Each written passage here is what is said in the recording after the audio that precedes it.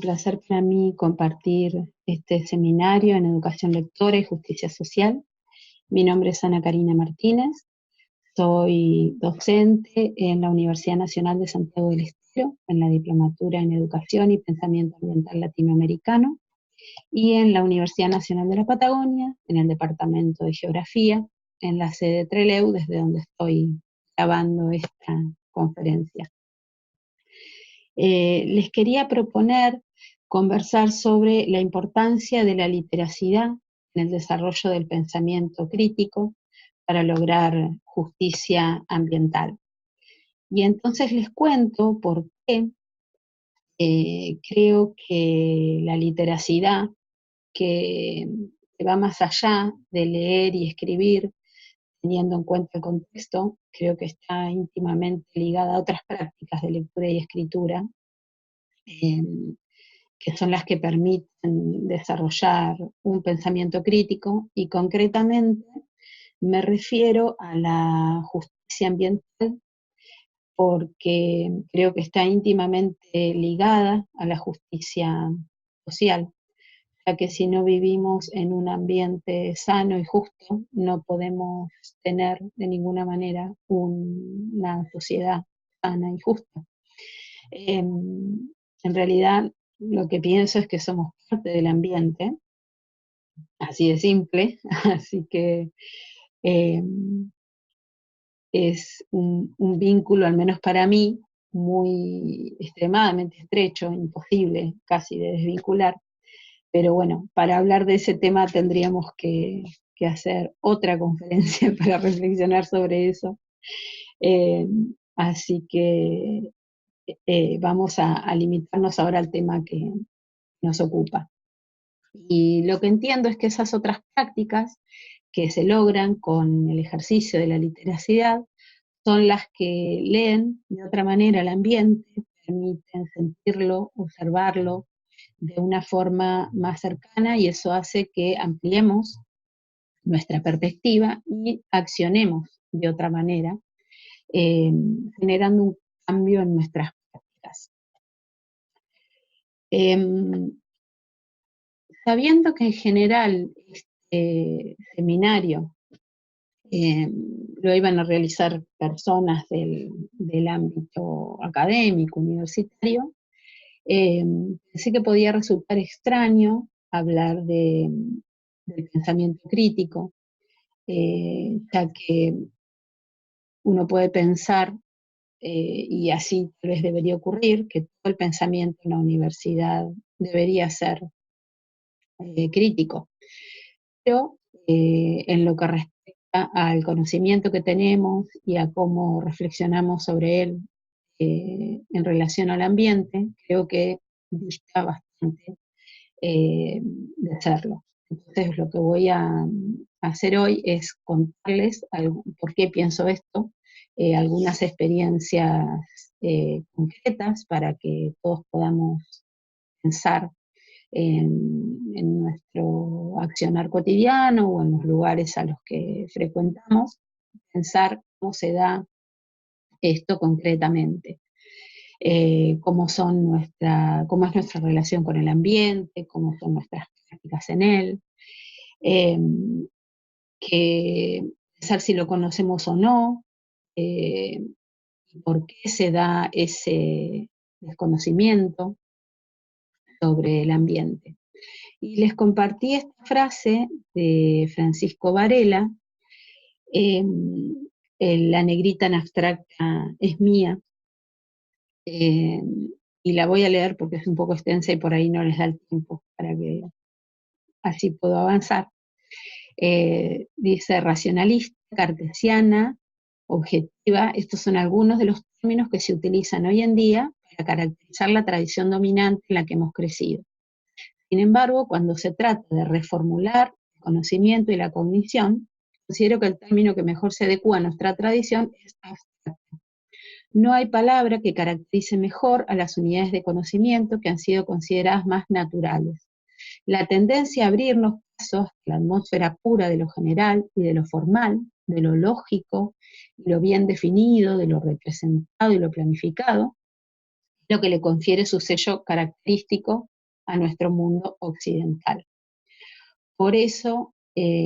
una de las preguntas que me hacía cuando pensaba en, en, esta, en esta temática que les quería compartir, es en ese distanciamiento que existe en los autores referentes, en los autores en general que se dedican a la problemática ambiental, que son meramente teóricos y están absolutamente desligados del ambiente mismo. Entonces tienen una mirada sesgada de lo que ese ambiente es, no lo conocen, y si nosotros usamos esos materiales en nuestros espacios curriculares y no aportamos otra mirada, va a ser difícil que podamos lograr que se defienda, se quiera, se aprecie algo que desconocemos tanto, de lo que tenemos una idea tan sesgada y acotada. Y les adelanto una pregunta en relación a esto, que tiene que ver con pensar si en el ámbito universitario o en el ámbito que ustedes desarrollen su actividad, vivimos en una completa abstracción en relación al ambiente o a lo que ustedes quieran pensarlo. Como les decía, me parecía interesante comentarles algunas experiencias concretas en las que yo veo ese distanciamiento, desconocimiento, abstracción, y la falta de criticidad y de reflexión sobre los temas que se abordan. Entonces, les voy a contar los que he experimentado, algunos de los que experimenté en mi práctica diaria. Una de las mejores estrategias para mí, para romper con esta cuestión, es la de las salidas a campo, ¿no? Los geógrafos amamos las salidas a campo,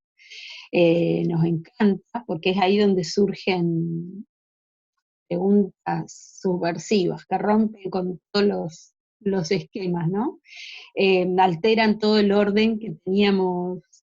establecidos, que estamos acostumbrados, nos permiten deconstruir lógicas de un pensamiento que suele ser homogeneizante, único y abstracto. Uno de los temas para los que me suelen convocar a nivel medio, secundario,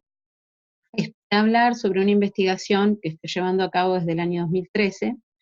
sobre agua de mar. Entonces, aprovecho esa invitación a estimular a los docentes a que salgamos del aula y hagamos la salida a campo, ¿sí? Entonces, en este caso, las fotos son de una salida que hicimos en el año 2015 con una profesora que se llama Estela, con la que seguimos trabajando, y ese año me pidió que les diera una charla a sus estudiantes. Fui a la escuela, tuve la charla, los estudiantes se interesaron muchísimo por el tema, y tanto es así que organizaron la salida, fue la primera que hicimos,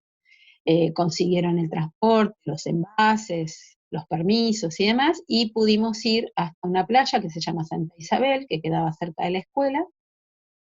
y ahí tuvimos toda la experiencia, no solo de recolectar el agua de mar, sino de estar toda una mañana en un ambiente marino, recorrerlo, observarlo y poder conversar sobre lo que ahí ocurre. Y la experiencia fue completa, es decir, ellos fuimos, recolectamos el agua, pasamos ahí la mañana, luego tuvimos que subir unos 100 metros, ahí se notó la falta de estado físico de algunos de los chicos, y bueno, ahí llevaron sus envases de vuelta a la escuela, algunos se llevaron a su casa, y tanto se entusiasmaron con la temática que investigaron mucho sobre el tema y decidieron en la feria de fin de año de su escuela tener un stand de agua marina para difundir los beneficios del consumo de agua de mar. Hicieron cartelería, como ven, dispusieron el agua para la gente que visitaba la feria, para que pudiera llevarla a su casa y probar. este es el stand con los carteles. A veces no logro generar esa salida, en realidad solo lo he logrado con esta profe, con Estela, pero entonces aprovecho el tiempo de la charla, no solo para hablar del agua de mar, sino para eh, generar plantear una crítica a la ciencia, al conocimiento científico, a la universidad, que es donde yo trabajo, y al ámbito educativo en el que los estudiantes están. Entonces les cuento mi experiencia personal en esta investigación concreta, para que puedan tener una lectura no tan respetuosa, si se quiere, a todo lo que leen y entiendan y profundicen. eh, Noten que no todos los temas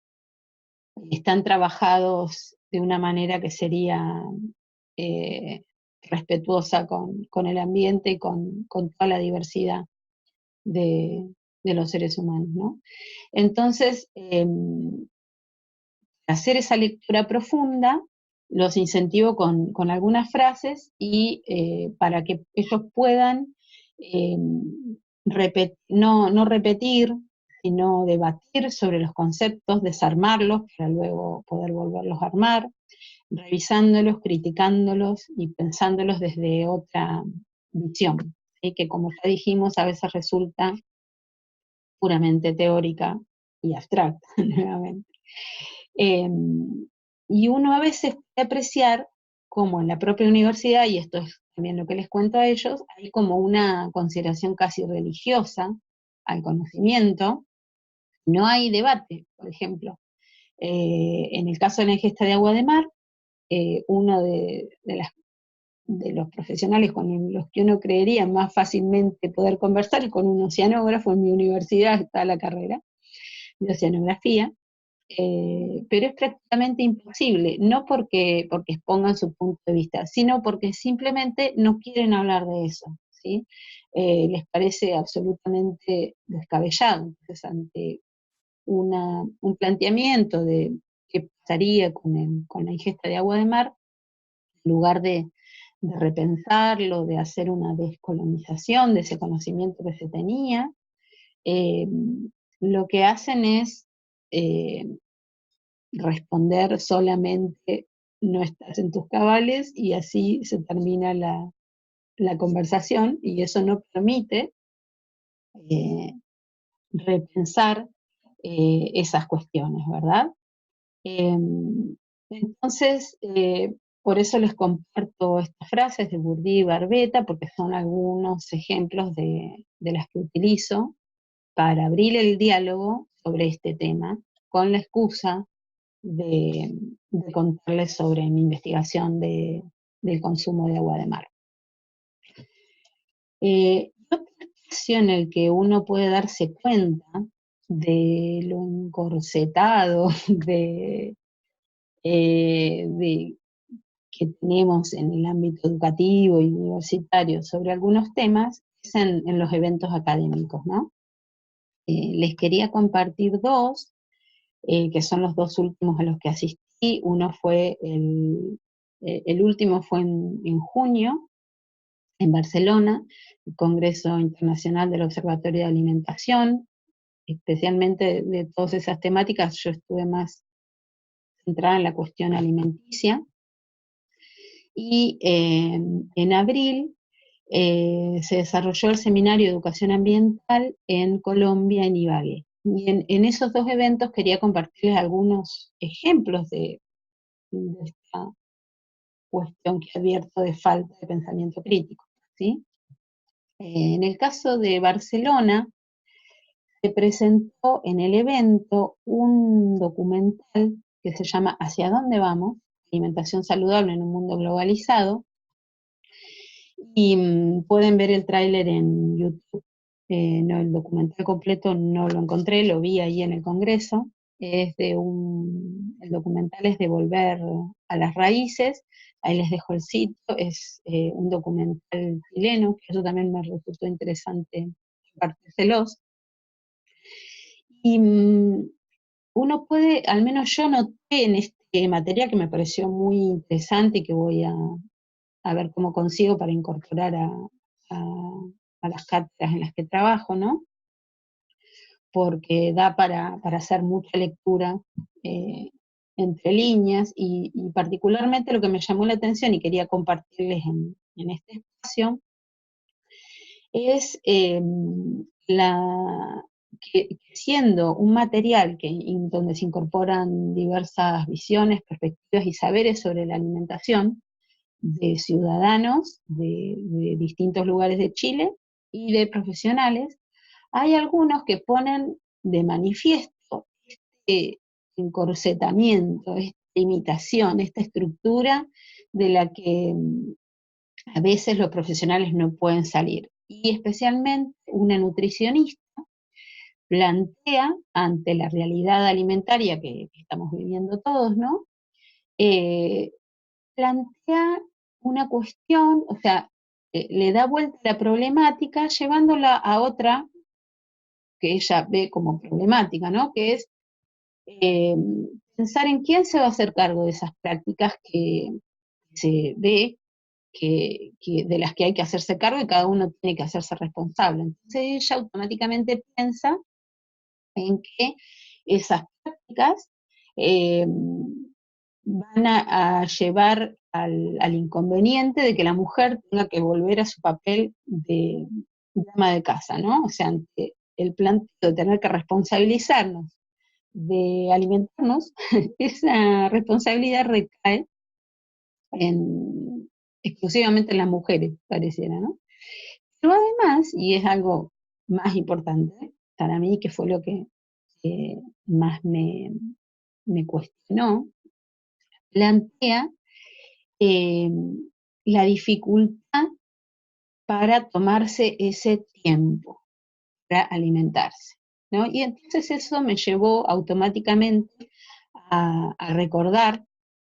a recuperar este trabajo que también es chileno y que es uno de los textos fundamentales que utilizamos en el pensamiento ambiental latinoamericano, que es el de la teoría del desarrollo a escala humana, Magnif, Elizalde y Hoppenheim, eh, que si bien la palabra desarrollo por ahí no tiene eh, que generar un gran debate, ¿no? Y a mí particularmente mucho no me gusta, pero tengo que pensar en que el libro se escribió en la década de los 80 y plantear en ese momento esta idea de desarrollo que ellos plantean, donde eh, no se limitan al lineamiento europeo, norteamericano, a esa idea dominante que habla exclusivamente de factores económicos, sino que piensan en necesidades comunes al interior del ser humano, ¿no? A lo que percibimos solo de manera subjetiva. Ese es el desarrollo que ellos proponen. Y lo que pensaba es cómo, teniendo esta rica herramienta teórica para desarmarlo todo, desarmar lo que parece tan ordenado en el contexto académico, en el documental vemos claramente que esa carga teórica, que la profesional no puede desprenderse de esa carga teórica para repensar desde otro lugar. Si no hay una posibilidad de buscar una solución a ese problema, responsabilizándose cada uno y cambiando tal vez muchas de las prácticas y repensar esas necesidades eh, que tenemos, ¿no? Volviendo a la integralidad del ser humano, que como plantean los autores, tiene que ver con las necesidades de subsistencia, de ocio, de libertad, de afecto, de creación, de protección, de entendimiento, de identidad y de trascendencia, que trascendencia en realidad es una necesidad que está como disputada en el texto, y de participación. Esas son las necesidades para lograr la integralidad del ser humano y que compartimos todos los seres humanos, ¿sí? Entonces, digo, teniendo un material tan a mano, evidentemente no está en ese documental, no están los profesionales que participan, pero sí está en los ciudadanos que no son del ámbito educativo que participan en el documental. Está sin necesidad de pensarlo y desarmarlo, porque está vivido, ¿sí?, en la cotidianidad. Y aprovecho que estamos en Barcelona para, para también acercar algunos comentarios sobre Gaudí, cómo podemos, estas fotos son mías, no tienen buena calidad, pero bueno, eh, de Parque Güell y de la Sagrada Familia, ¿no?, que tiene una luminosidad y unas formas increíbles. Y pensaba en Gaudí porque cómo logra con sus creaciones emocionarnos, y es una persona que no se encasilló en ninguna disciplina, que tiene un inmenso bagaje cultural que le permitió en su obra integrarlo todo. Sabía de matemática, esto está en cada detalle de su obra, era un extraordinario observador de la naturaleza, a la que llamaba su gran maestra, sabía de música, de escultura, del arte, todo, ¿no? Entonces, bueno, me parece que también es una buena estrategia recuperar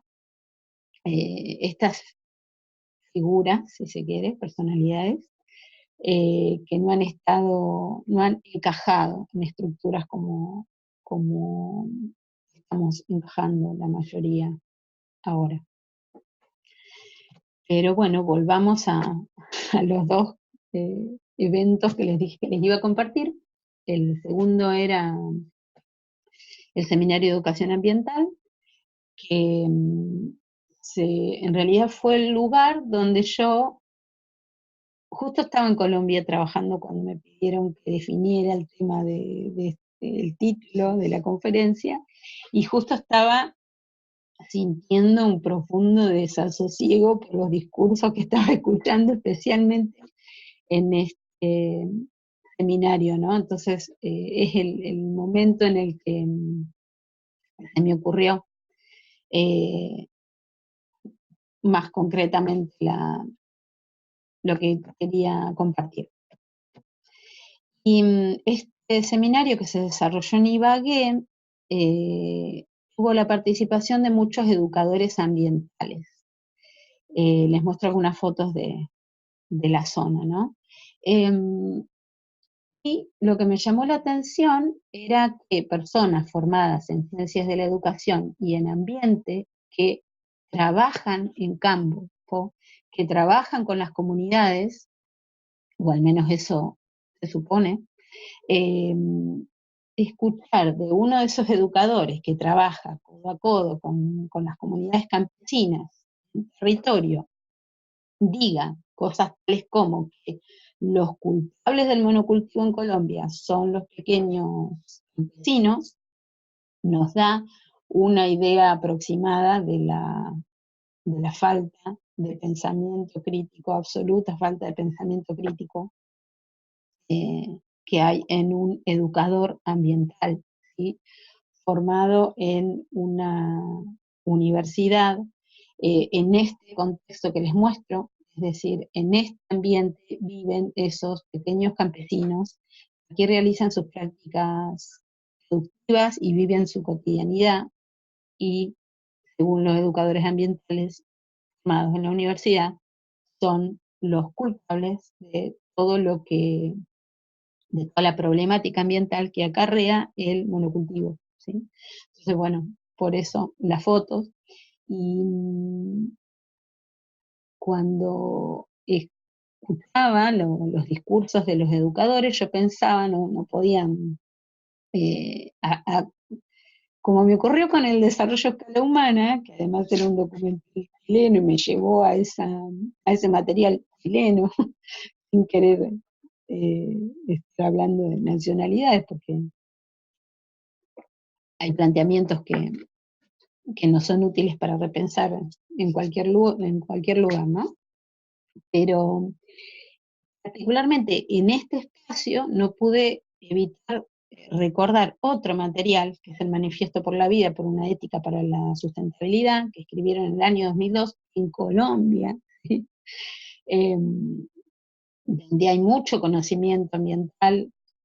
Me viene ahora el recuerdo de, bueno, Ana Patricia Noguera, a quien tengo el placer de conocer y con quien he trabajado, y todo su aporte al pensamiento ético y estético, al igual que Augusto Ángel Maya, que fue maestro, como en ese lugar donde hay tantas personas preocupadas y ocupadas en problemáticas ambientales, eh, me surgían muchas preguntas, como si será que el pensamiento ambiental latinoamericano, que se construyó dentro de la academia, esto es cierto, se quedó encerrado en ella, eh, si, si será que no se ha descolonizado tanto como cree, como dice haberlo hecho, si, si habrá una parálisis para actuar concreta y fuertemente en la vida y en la cotidianidad del mundo, si es la parálisis de un pensamiento, si esa parálisis la genera la estructura, no sé, todavía estoy con esas inquietudes, tratando de desanudar todo lo que se anudó en esa experiencia, ¿no?, que tuve en Colombia. Y porque justamente una de las ideas centrales del pensamiento ambiental latinoamericano, y este documento que les muestro, que probablemente conozcan, que es el Manifiesto por la Vida, una de las ideas centrales es la descolonización del conocimiento, es decir, el ser conscientes de que hay una visión hegemónica, homogeneizadora y utilitarista que promovió un pensamiento único, instituido, de todos, pero yo estoy hablando, pensando en el ambiente, y que debemos reconstruirlo deconstruyendo todos los conceptos para repensar las funciones, los significados socialmente instituidos en diferentes momentos históricos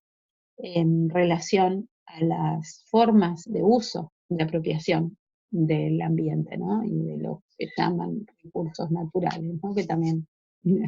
es otro tema extenso. Eh, entonces pensaba con qué otros aportes, con qué otros autores contamos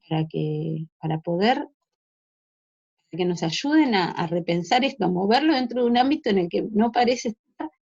eh, ocurriendo ese movimiento, ¿no? Y que sí ocurre en otros espacios, como en el documental este que les contaba. Entonces, bueno, otro aporte que también siempre es muy útil para mí es el de Rodolfo Kusch, que vivió en Argentina y recorrió América Latina y fue quien, eh, poco estudiado en Argentina especialmente, fue quien advirtió que el saber hegemónico en ese momento especialmente era el de la ciudad moderna, ¿no?, con esta linealidad progresiva, racional, que deja fuera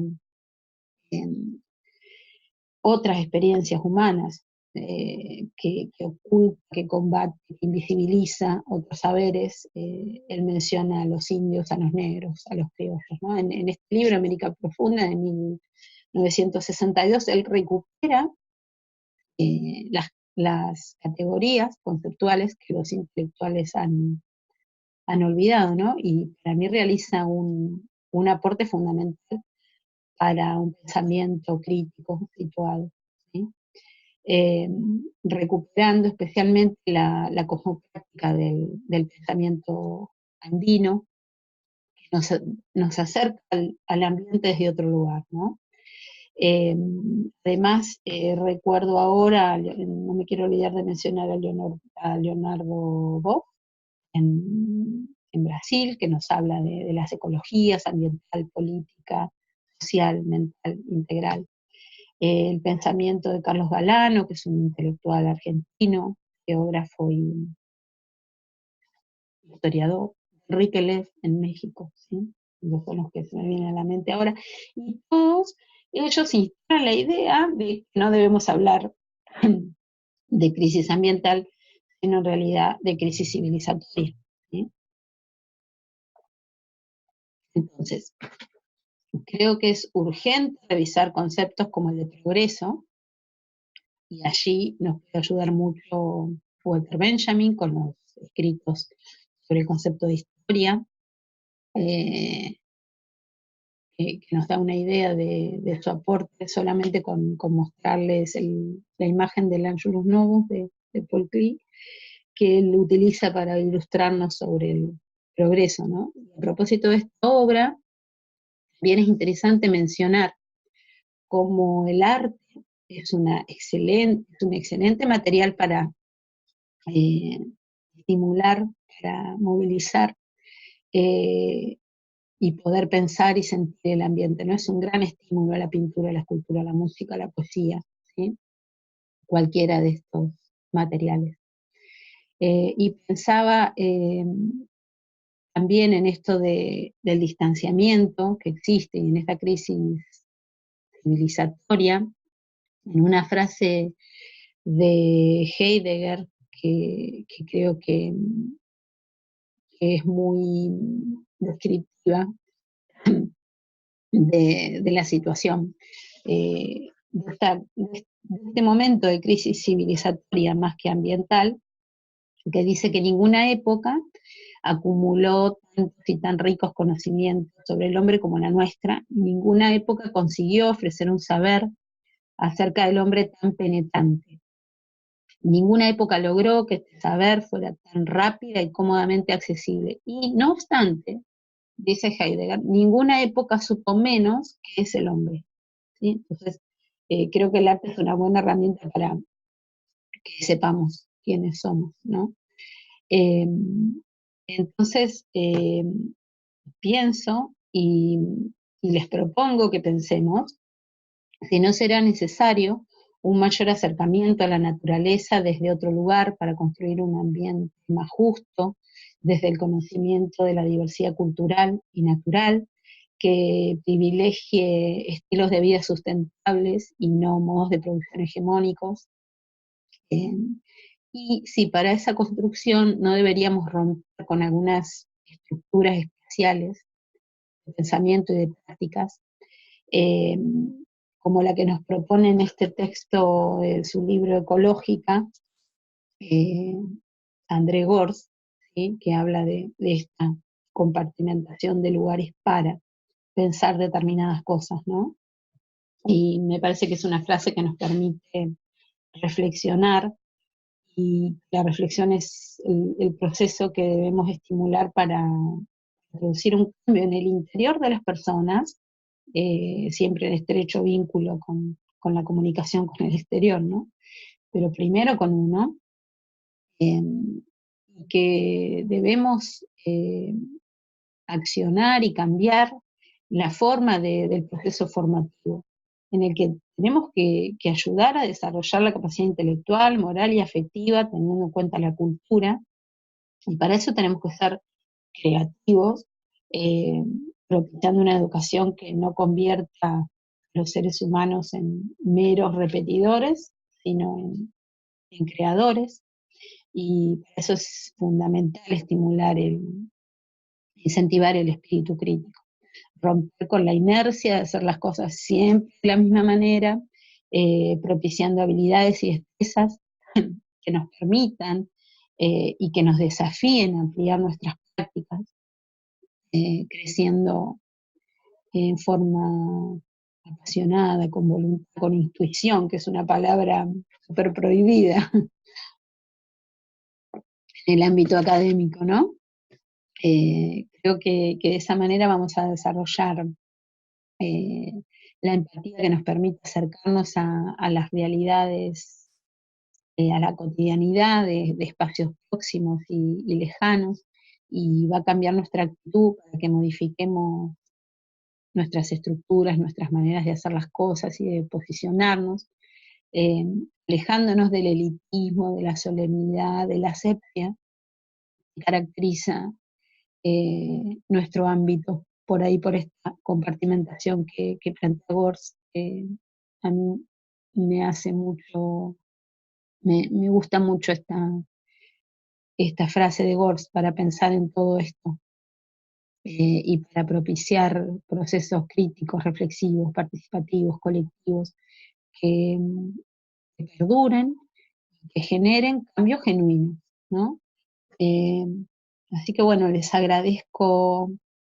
mucho que me hayan escuchado, les dejo algunas maneras de contactarme y por último les quiero compartir una inquietud para que pensemos en qué prácticas concretas aportamos o podríamos aportar al desarrollo del pensamiento crítico en cuestiones vinculadas con la justicia ambiental. Muchas gracias.